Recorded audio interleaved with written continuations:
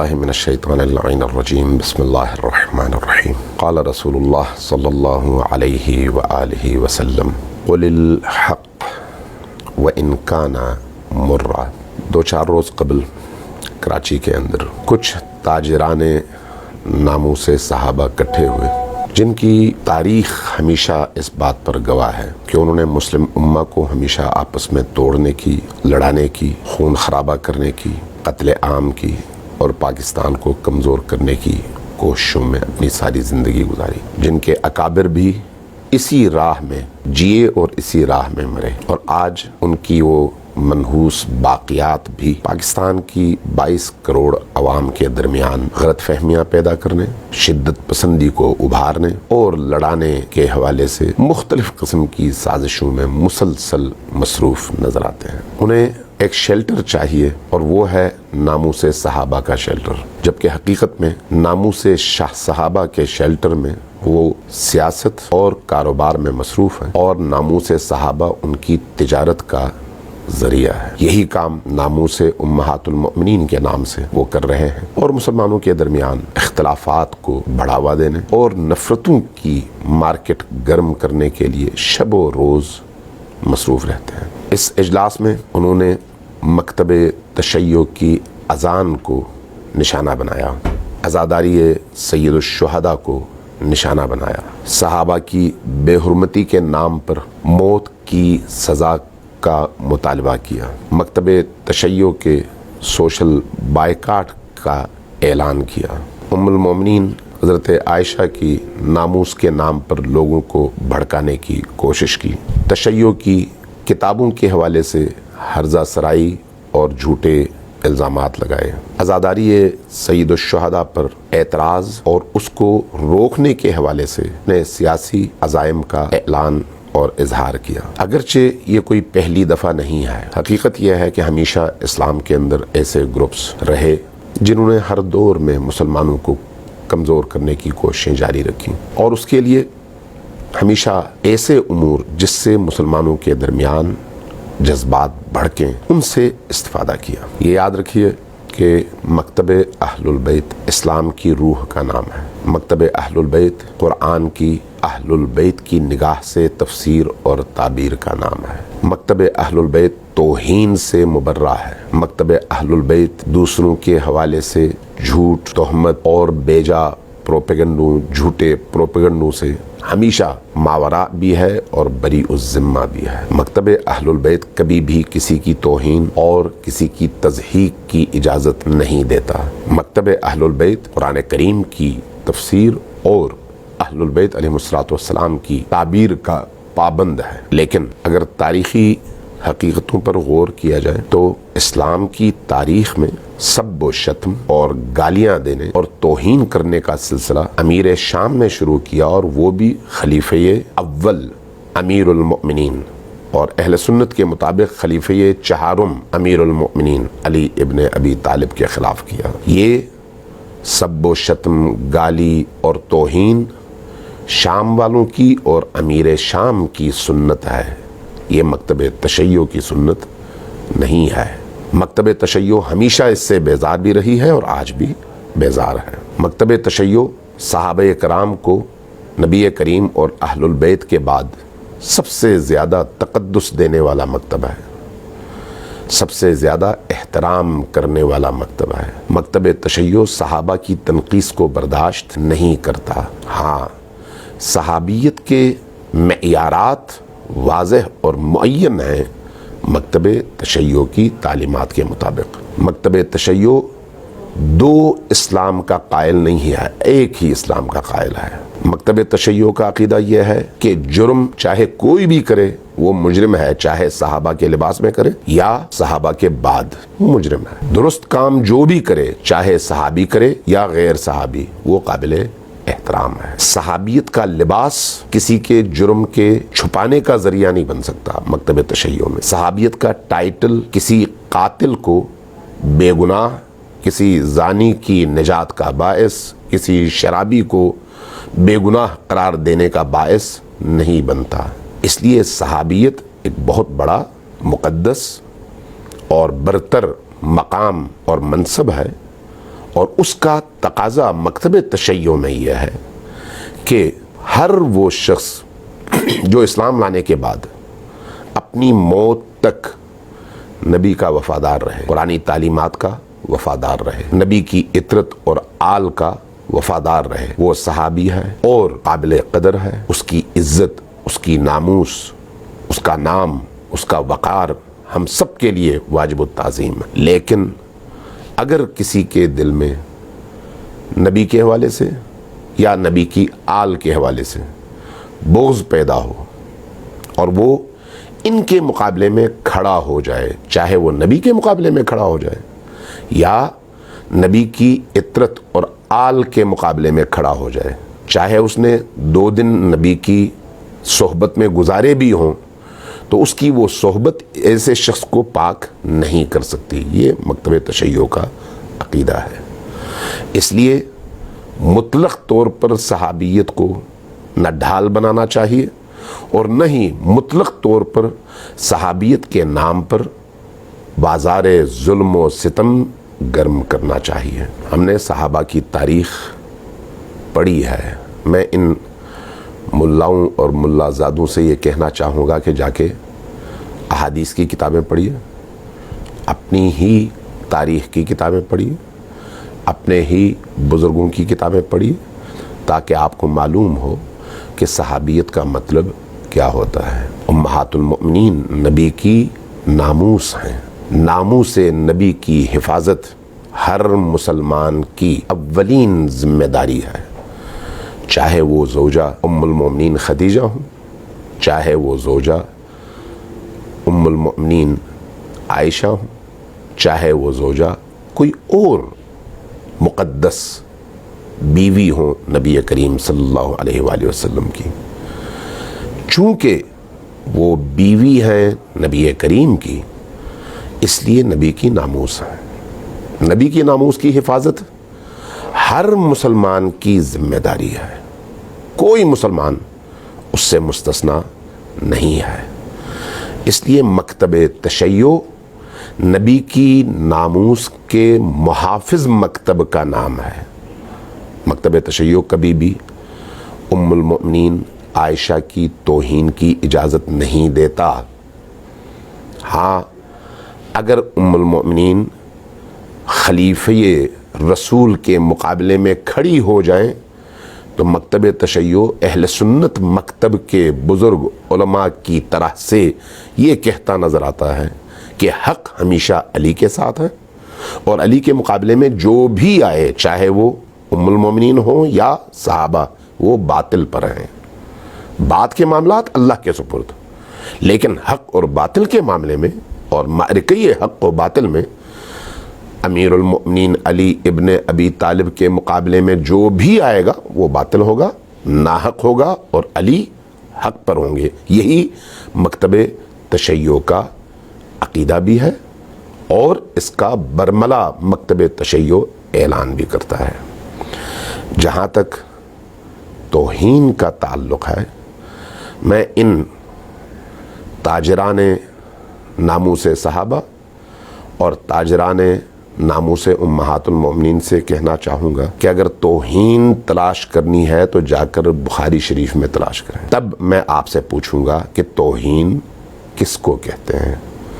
ہم نعوذ باللہ ایسی تمام روایات اور احادیث کو جھوٹی، کذب اور افتراء سمجھتے ہیں جو آپ بخاری میں پڑھتے ہیں۔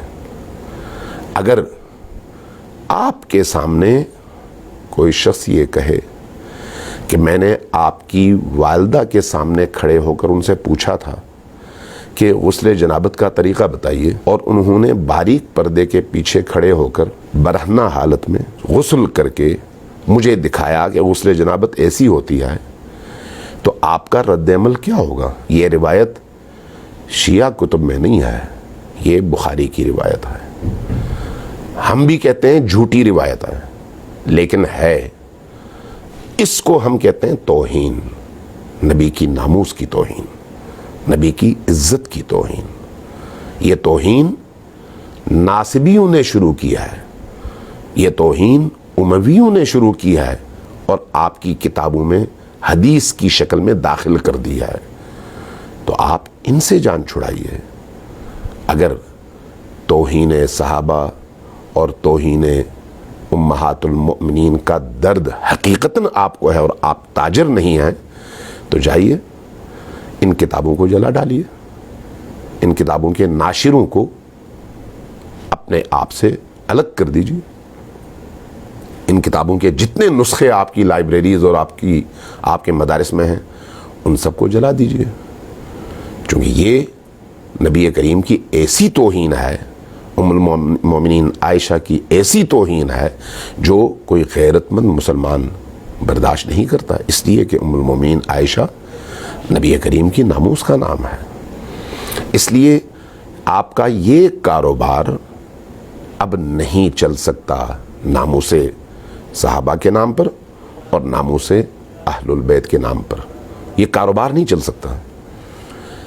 شیعہ اور سنی اس معاشرے کے اندر، مسلمان معاشرے کے اندر گزشتہ 1400 سالوں سے بس رہے ہیں۔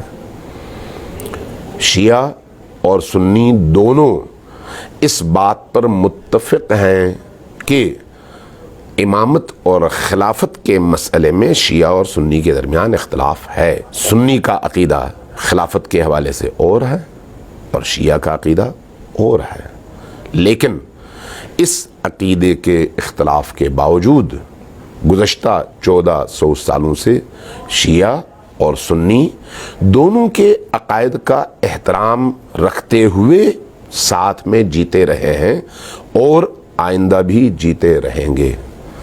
جس طرح شیعہ اہل سنت کے عقیدے پر اعتراض کرتے ہوئے اس کو دہشت گردی نہیں کہتا کہ آپ کیوں حضرت ابوبکر کو رسول اللہ کے پہلے خلیفہ سمجھتے ہیں، کوئی شیعہ اعتراض نہیں کرتا، کہتا ہے آپ کا عقیدہ ہے، آپ کو مبارک ہو۔ اسی طرح سے کسی ملا کو، کسی تاجر کو، کسی بزنس مین کو جو دین کو بزنس کا ذریعہ بناتا ہے اور اس کا پیٹ اسی بزنس سے چلتا ہے، ہم یہ اجازت نہیں دے سکتے کہ وہ معاشرے کے اندر فتنہ پھیلا کر اشہد ان امیر المؤمنین علی ولی اللہ کے اس کلمے کو اور وخلیفتہ بلا فصل کے اس جملے کو پکڑ کر کہے کہ یہ دہشت گردی ہے۔ یہ دہشت گردی نہیں ہے، یہ عقیدہ ہے، یہ عقیدہ ہے اور ہم اس عقیدے کے حامل ہیں، گزشتہ 1400 سالوں سے ہیں اور تا قیامت رہیں گے۔ ہم امیر المؤمنین علی ابن ابی طالب علیہ السلام کو نبی کریم کا خلیفہ بلا فصل نبی کے حکم سے اور اللہ کے حکم سے سمجھتے ہیں اور یہ ہمارا عقیدہ ہے۔ آپ نہیں سمجھتے، بات ختم ہو گئی، آپ کا عقیدہ آپ کے لیے، ہمارا عقیدہ ہمارے لیے، لکم دینکم ولی دین۔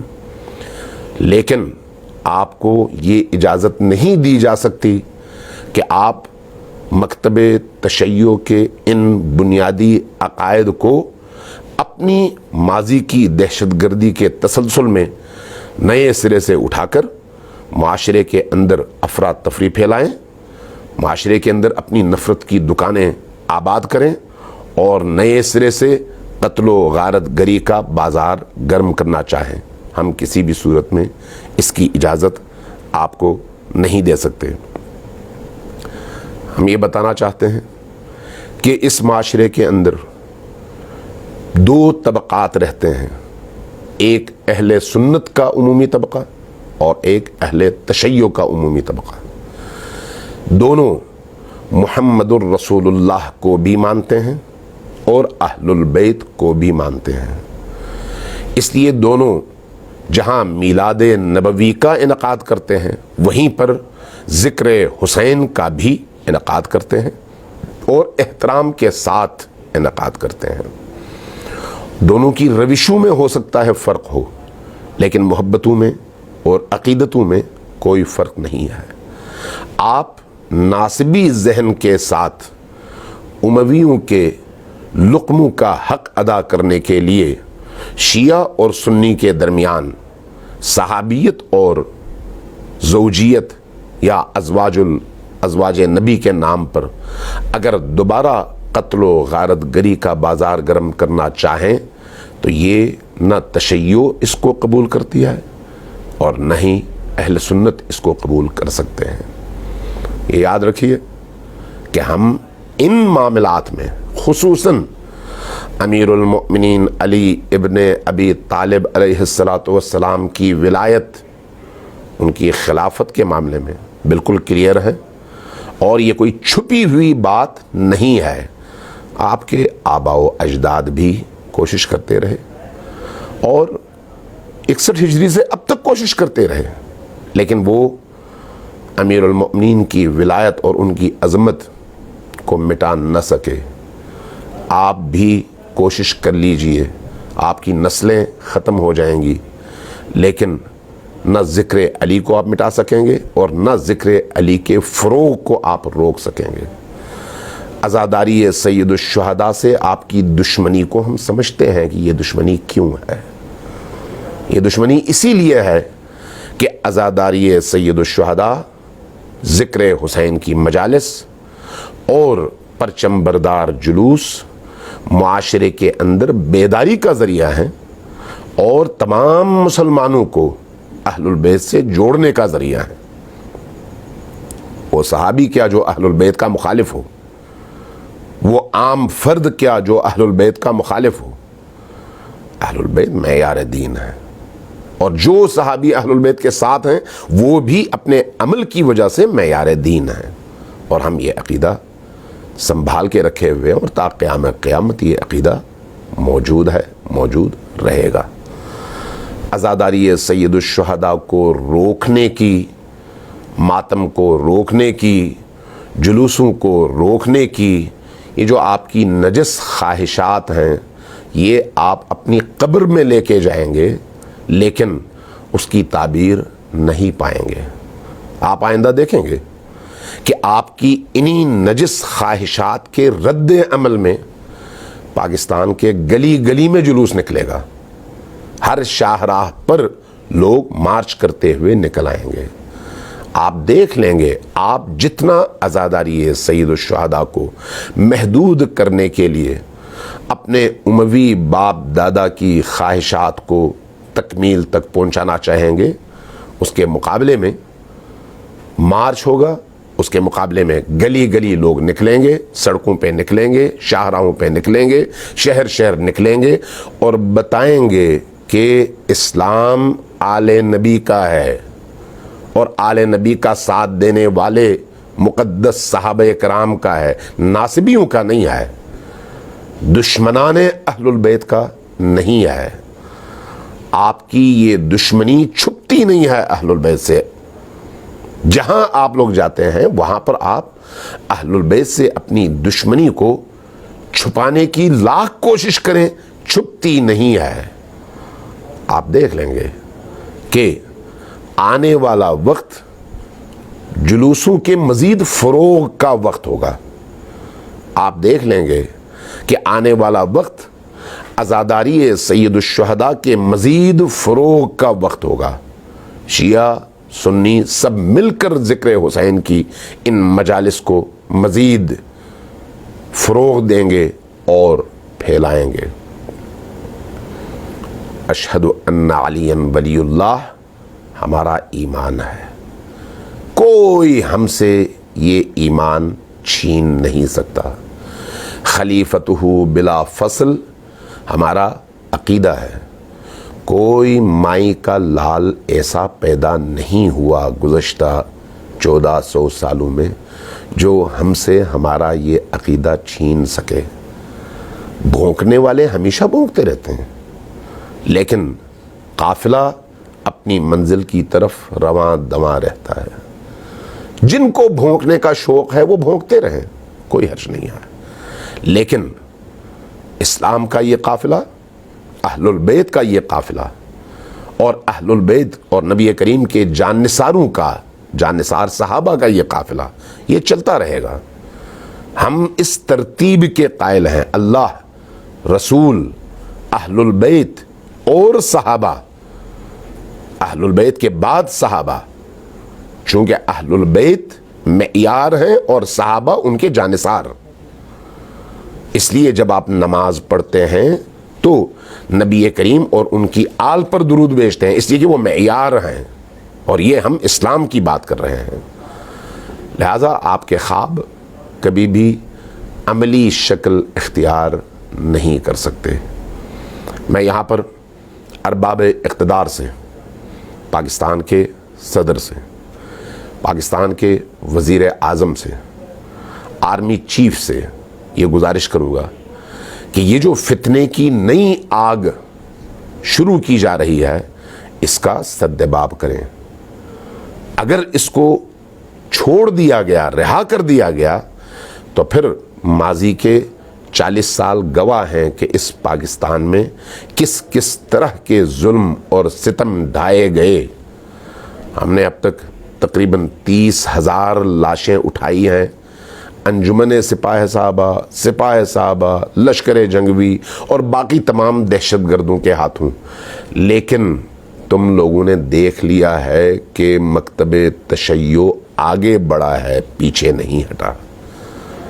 آئندہ بھی اگر اس طرح کی فتنہ پردازیاں ہوئیں، ماضی میں ریاستی اداروں نے تمہارا ساتھ دیا، قبول ہے، لیکن آج حالات بدل چکے ہیں۔ میں ارباب اقتدار سے یہ دست بستہ عرض کروں گا کہ کتے کی دم کو 100 سال آپ پتھر کے نیچے سیدھا کر کے رکھیں، جب پتھر ہٹائیں گے تو وہ دم ٹیڑھی ہی ہوگی۔ یہ جو دہشت گرد ذہنیت کے ناصبی ہیں، آپ اعلان کرتے رہتے ہیں کہ ہم انہیں مین اسٹریم لائن پر لا کر دہشت گردی سے روکیں گے، اور اس کا نتیجہ آپ دیکھ رہے ہیں، نئے سرے سے ایک فتنہ کھڑا کیا جا رہا ہے۔ یہ بکاؤ مال ہیں جن کے ہاتھ میں ناموس صحابہ اور ناموس ازواج مطہرات، یہ مال و تجارہ ہے، بزنس کا ذریعہ ہے۔ ان کو جب تک طاقت سے نہ روکا جائے، یہ اسی طرح سے بھونکتے رہیں گے۔ اس لیے ارباب اقتدار کی ذمہ داری بنتی ہے، اگر پاکستان کو بچانا ہے، افراتفری کو ختم کرنا ہے، فرقہ واریت کو روکنا ہے، تو ہر صورت میں ایسے ناصوروں کا قلع قمع کیا جائے اور ان کو روکا جائے۔ ان کا دہشت گرد ماضی کسی سے چھپا ہوا نہیں ہے، اور مستقبل بھی ان کی انہی باتوں سے آیا ہے۔ کچھ سادہ لوہ، احمق اور ہر دسترخوان کی ہڈی چوسنے والے ان کے ساتھ اگر آ بیٹھیں تو اس کا مطلب یہ نہیں ہے کہ مسلم امہ کو یہ دھوکہ دینے میں کامیاب ہو جائیں۔ پاکستان کی جمہور مسلمانوں کو، پاکستان کی آبادی کو وہ دھوکہ دینے میں کامیاب نہیں ہو سکتے۔ میں مکتب تشیع کے علماء سے بھی یہ گزارش کروں گا کہ اگر کسی سٹیج پر، اگر کسی جگہ کوئی نادان، کوئی احمق ایسی کوئی بات کرتا ہے جس سے دوسروں کی دل آزاری ہوتی ہو، تو اس کو روکنے میں اپنا بنیادی کردار ادا کریں۔ یہ ہمارا فریضہ ہے، یہ ہمارا دین ہمیں کہتا ہے۔ لیکن حق گوئی، دین کا بیان اور تاریخ کے تسلسل سے انکار ممکن نہیں ہے۔ لہذا جو حق ہے وہ بیان کرتے رہیں، توہین سے روکیں اگر کہیں پر کوئی ایسی بات ہوتی ہے۔ اور میں اپنے اہل سنت بھائیوں سے بھی یہ عرض کروں گا کہ تاجران ناموس صحابہ اور تاجران ناموس ازواج مطہرات کے اس جھانسے میں آ کر اپنی دنیا اور آخرت خراب نہ کریں۔ یہ پیسوں کے پجاری پیسوں کے لیے کچھ بھی کر سکتے ہیں۔ ماضی اس بات پر گواہ ہے۔ والسلام علیکم ورحمۃ اللہ وبرکاتہ۔